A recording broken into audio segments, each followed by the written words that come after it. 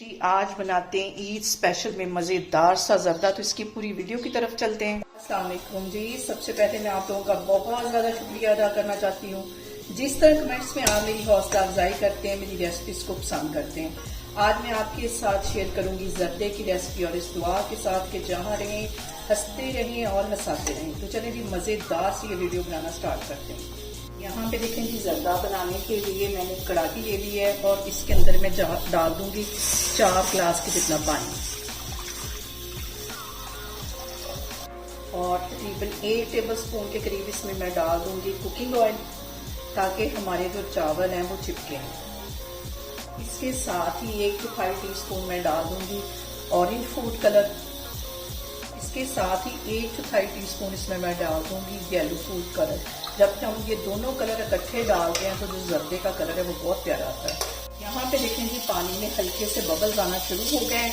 اس point پہ میں ڈال دوں گی اس میں چاول، جو کہ میں نے 20 منٹ پہلے بھی دھو کے رکھے ہوئے تھے، اور یہاں پہ میں اس میں ڈال دوں گی چاول، جو کہ میں نے 20 منٹ پہلے بھی دھو کے رکھے ہوئے تھے۔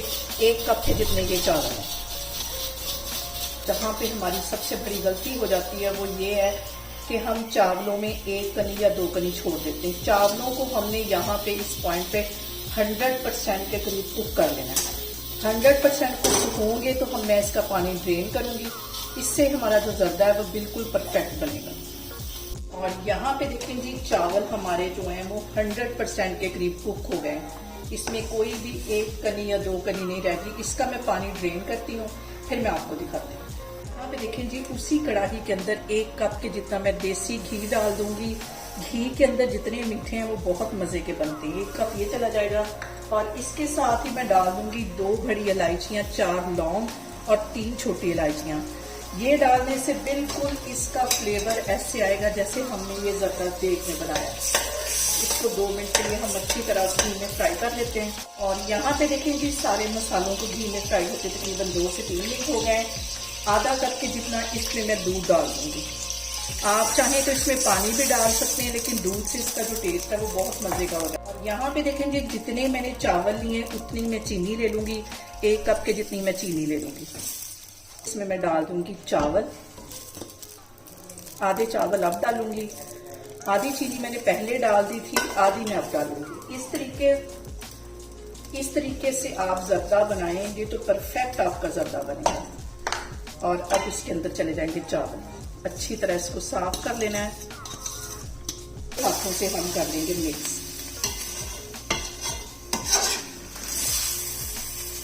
یہاں پہ دیکھیں جی 1 ٹیبل سپون بھر کے میں ڈال دوں گی کٹا ہوا ناریل، اور اس کے ساتھ ہی 1 ٹیبل سپون بھر کے میں ڈال دوں گی کشمش۔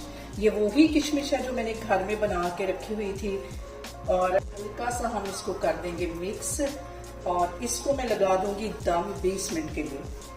دم والی آگ کرنے لگی ہوں، 20 منٹ کے بعد پھر میں آپ کو دکھاتی ہوں۔ یہاں پہ دیکھیں جی زردے کو دم پہ رکھے ہوئے مجھے 20 منٹ ہو گئے، اور اب اس کا میں کور اٹھاتی ہوں، اور ہلکے ہاتھوں سے ہم اس کو مکس کر لیتے ہیں۔ اور یہ دیکھیں کتنا زبردست کھلا کھلا ہمارا زردہ بن کے تیار ہوا ہے۔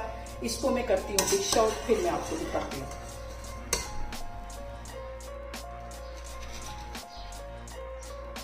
اسے میں گارنش کروں گی کھوئے کے ساتھ، تو پھر 4 چاند لگ جائیں گے ہمارے زردے کو۔